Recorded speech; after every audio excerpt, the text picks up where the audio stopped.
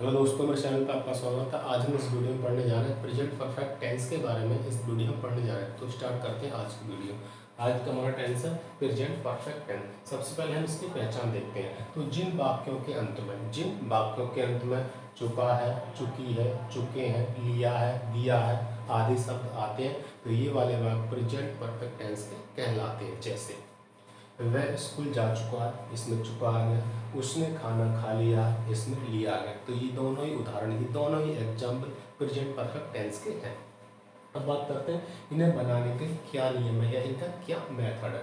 तो सबसे पहले हम देखते हैं सब्जेक्ट। सबसे पहले हम जब हम किसी वाक्य को बनाते हैं तो उसमें हम सबसे पहले देखते हैं इसका सब्जेक्ट क्या है, इसका कर्ता क्या है, तो हम उसको लिखते हैं। तो सब्जेक्ट प्लस हैज है। हैज हैव क्या है? हैज हैव सहायक क्रिया है, हेल्पिंग वर्ब है, सब्जेक्ट के अनुसार इनका प्रयोग होता है। अगर सब्जेक्ट एक वचन है तो हैज का प्रयोग होगा, अगर सब्जेक्ट बहुवचन है तो हैव का प्रयोग होगा। उसके बाद मेन वर्ब की थर्ड फॉर्म का प्रयोग होता है। क्या होता है? मेन वर्ब की थर्ड फॉर्म का प्रयोग होता है। उसके बाद ऑब्जेक्ट लिखते हैं और उसके बाद अदर वर्ड्स लिखते हैं। ठीक है, जैसे वह स्कूल जा चुका है, वह स्कूल जा चुका है। वह एक वचन करता है या बहुवचन करता है? तो वह एक वचन करता है, इसलिए हेल्पिंग वर्ब हैज का प्रयोग हम करेंगे। जैसे he has gone to school, वह स्कूल जा चुका है। ही होगा सब्जेक्ट, हैज होगी हेल्पिंग वर्ब, गॉन होगी वर्ब की थर्ड फॉर्म, टू स्कूल हो गया ऑब्जेक्ट। ठीक है, अब देखते हैं अगला। उसने खाना खा लिया, उसने खाना खा लिया। तो उसने एक वचन करता है या बहुवचन करता? तो उसने माने ही, यानी वह एक व्यक्ति, इसलिए हेल्पिंग वर्ब हैज का प्रयोग हम करेंगे। तो he has eaten the food, उसने खाना खा लिया।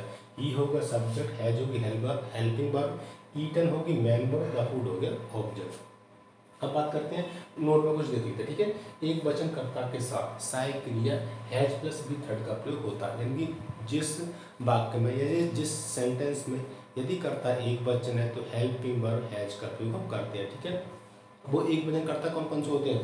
तो ही, सी, इट या किसी व्यक्ति का नाम, ये सभी एक वचन कर्ता हैं। इनके साथ हेल्पिंग वर्ब हैज का प्रयोग होता है। अब देखते हैं अगला। बहुवचन कर्ता के साथ सहायक क्रिया हैव का प्रयोग होता है।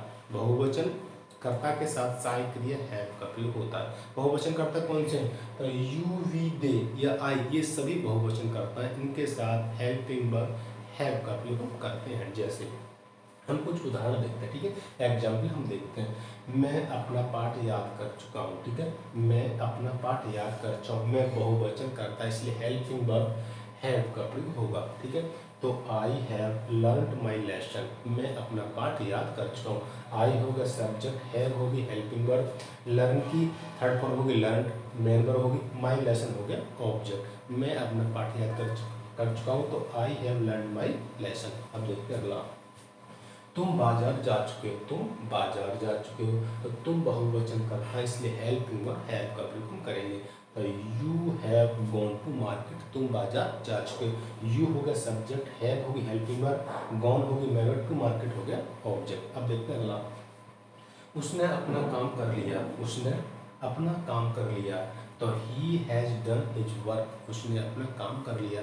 उसने यानी वह अपना काम कर चुका है। ठीक है, तो वह एक वचन करता है, इसलिए हेल्पिंग वर्ब हैज का प्रयोग करेंगे। तो he has done his work, वह अपना काम कर चुका है या उसने अपना काम कर लिया है।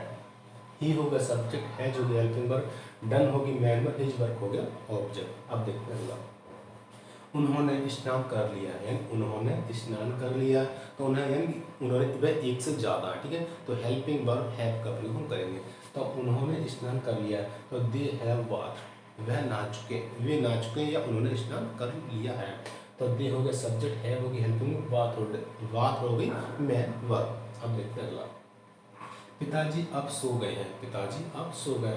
तो फादर हैज स्लेप्ट नाउ, पिताजी अब सो गए हैं। अब देखते हैं अगला। वह गीत गा चुकी है, वह गीत गा चुकी है। तो सी हैज संग द सॉन्ग, वह गीत गा चुकी है। तो सी हो गया सब्जेक्ट, हैज होगी हेल्पिंग वर्ब, संग होगी मेन वर्ब की थर्ड फॉर्म, द सॉन्ग हो गया ऑब्जेक्ट। अब देखते हैं अगला। हमने आम खा लिया, हमने आम खा लिया। तो वी हैव ईटन मैंगोज, हमने आम खा लिया। तो वी होगा सब्जेक्ट, हैव होगी हेल्पिंग वर्ब, ईटन होगी मेन वर्ब, मैंगोज हो गया ऑब्जेक्ट। अगर मेरी वीडियो पसंद आई तो वीडियो को लाइक करें, चैनल को सब्सक्राइब करना भूलें। मिलते हैं अगले वीडियो में।